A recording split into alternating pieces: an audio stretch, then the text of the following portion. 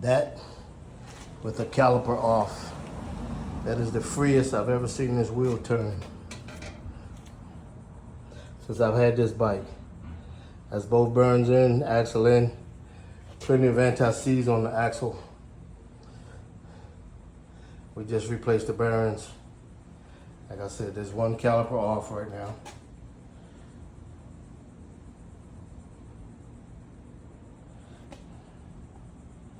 Just looking at the rotors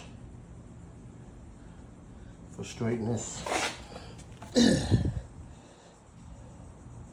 Looking at the rim.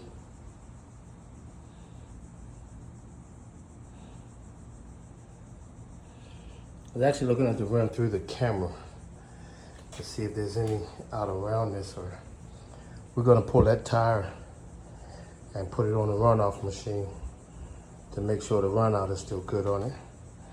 I'm gonna mount the brake caliper in a few minutes. But that's the freest I've ever seen that wheel turn since I've had this bike. So maybe we're looking good.